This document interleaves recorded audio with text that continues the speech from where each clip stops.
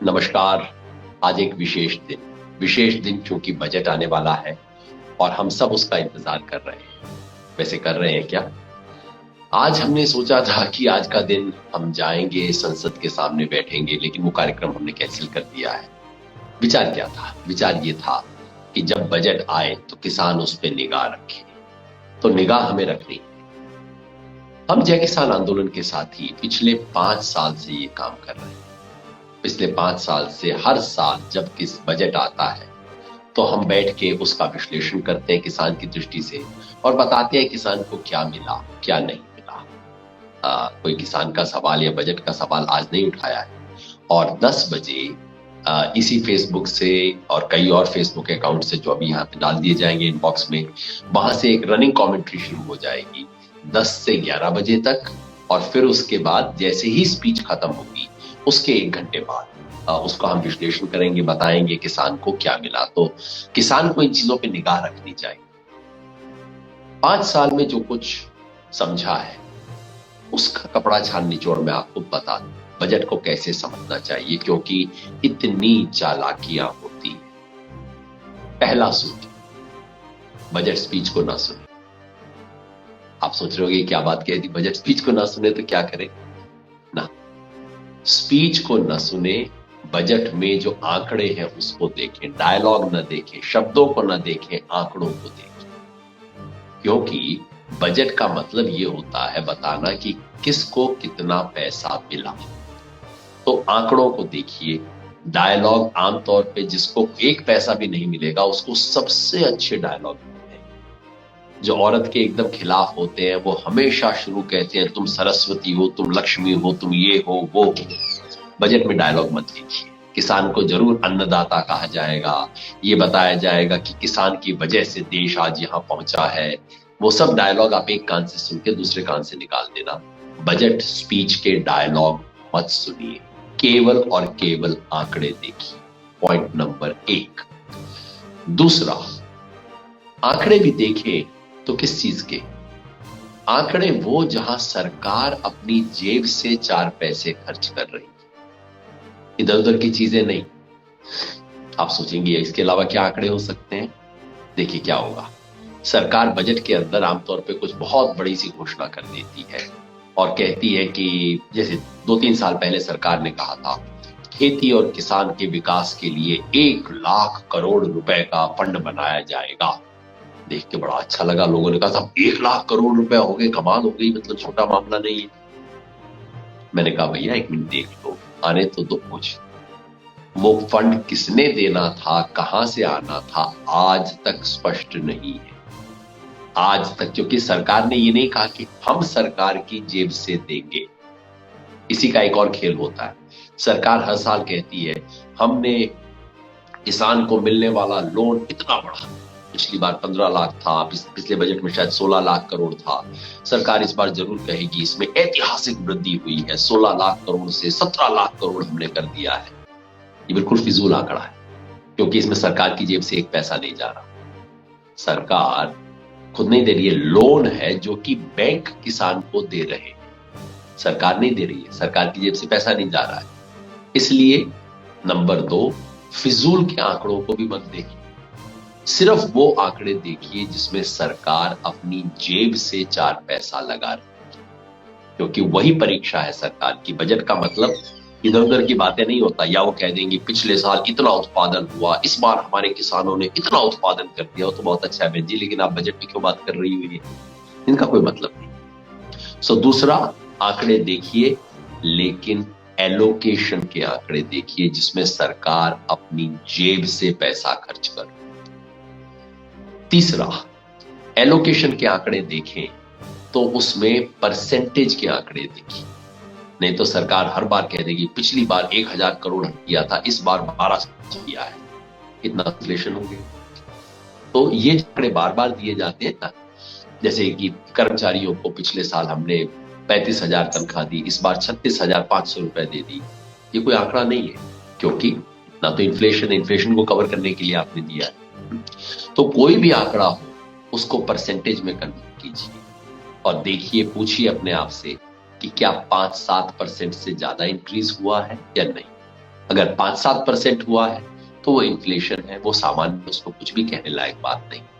अगर उससे ज्यादा हुआ है तो देखने लायक बात। और आंकड़े में एक और बात ध्यान रखिए, भारत सरकार 30 लाख करोड़ रुपए का बजट रखती है।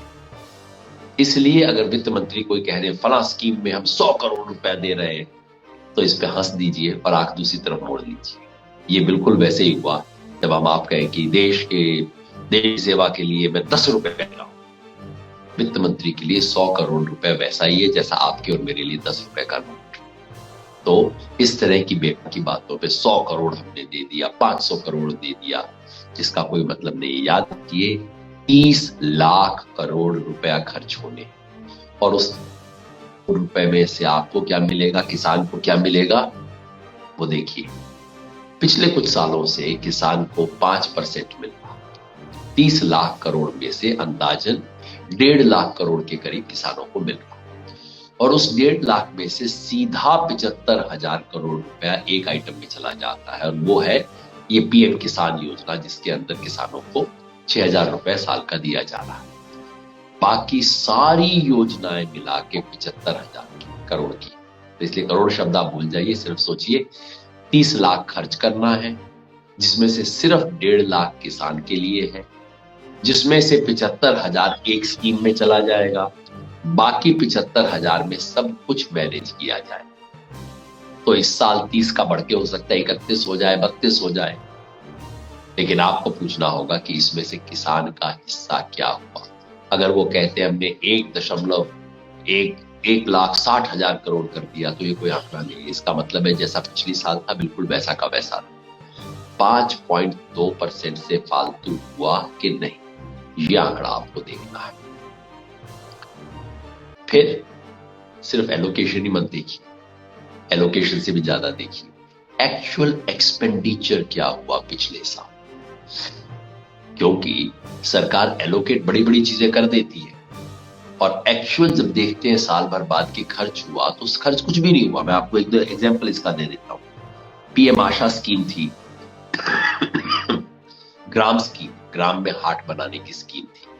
सरकार ने बड़ा फैनफेयर के साथ अनाउंस किया 20,000 ग्राम हाट हम बनाएंगे। 3 साल के बाद पता है कितना पैसा खर्च किया? जितना करना चाहिए था उसका 0.4%, यानी कि 1% भी नहीं किया, आधा % के करीब खर्च किया। तो एलोकेशन नहीं, एक्चुअल एक्सपेंडिचर। कामधेनु स्कीम थी सरकार की, गाय वगैरह को सपोर्ट करने के लिए बीजेपी बड़ा शोर शार के साथ इसको अनाउंस करती है, कामधेनु स्कीम में पैसा खर्च हुआ, पैसा अलॉट हुआ था 10,881 करोड़ रुपए, और कहा हम 3 साल में खर्च करेंगे। बहुत अच्छी बात है साहब, 10,000 करोड़ अच्छा अमाउंट था। पता है 3 साल में कितना खर्च हुआ? 440 करोड़ रुपए, सिर्फ 10,800 करोड़ रुपए का एलोकेशन, और खर्च सिर्फ 440 करोड़ रुपए। मतलब आपको इसके अंदर जाके जांच करनी पड़ेगी। वित्त मंत्री जरूर कुछ सुंदर सुंदर डायलॉग देंगे, जरूर कुछ बड़े बड़े आंकड़े फेंकेंगे, जरूर कुछ बड़े बड़े एलोकेशंस का जिक्र करेंगे, लेकिन याद रखिएगा, अपने आप से 2-4 सवाल पूछते जाइएगा। नंबर 1 कि आज से 5 साल पहले प्रधानमंत्री ने वादा किया था कि 6 साल में किसानों की आय दुगनी हो जाएगी। पूछिए क्या हुआ, कितनी बढ़ी? बढ़ा मत दो, आंकड़ा तो दे दो। आज वो आंकड़ा देने का वक्त है। दूसरा, सरकार किसानों को अपनी फसल का दाम मिल सके उसके लिए तमाम योजनाएं हैं। पीएम आशा करके एक योजना है सरकार की, MIS करके मार्केट इंटरवेंशन स्कीम करके एक योजना है। इन स्कीम में सरकार कितना खर्च कर रही है ये देखिए। ये जो पीएम आशा है, इसमें 18-19 में पहले कहा 4,000 करोड़ रुपए देंगे, अगले साल घटा के 1,500 करोड़ कर दिया, अगले साल घटा के 500 करोड़ रुपए कर दिया। और जबकि डायलॉग थे किसान के लिए हम ये कर देंगे, वो कर देंगे, किसान को सब कुछ हम उपलब्ध करवा देंगे, जब आप उसमें पैसा लगाने को तैयार नहीं हो तो क्या करें? याद रखिए, वित्त मंत्री की स्पीच सुनते वक्त कान में फिल्टर लगा के सुनना। आंकड़ों को ध्यान से चेक करना है, ये देखना है कि हमें हमारे साथ खेल तो नहीं हो रहा। आप कहेंगे कि इतना साफ शक कर रहे हैं, ऐसे खेल की क्या बात है?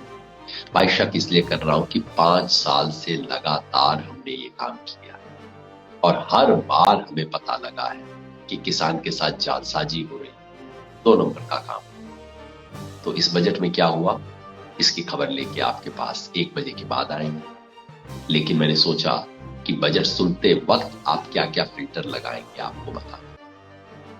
आंदोलन जारी है और देखते हैं इस आंदोलन का कुछ भी असर इस सरकार पे और वित्त मंत्री की स्पीच पे पड़ता है या नहीं, ये पता लगेगा। जैसा आप देख पा रहे हैं, मेरी तबीयत अभी भी ठीक नहीं है, लेकिन आ गया हूं मैं सिंगू बॉर्डर पे, उसके नजदीक जहां पे इंटरनेट मिल रहा है वहीं पे बैठा हुआ और आंदोलन और तेज होगा। आंदोलन आगे बढ़ रहा है। आज बात ज्यादा बजट की करेंगे, लेकिन इसके बाद हम सामान्य बातें, आंदोलन को आगे ले जाने की बातें करेंगे। 10 बजे हमारा लाइव प्रोग्राम शुरू हो जाएगा बजट के विश्लेषण में, और जैसे ही बजट समाप्त होता है तब हम उसके मुख्य बिंदु और किसान को बजट में क्या मिला ये लेकर आएंगे। धन्यवाद।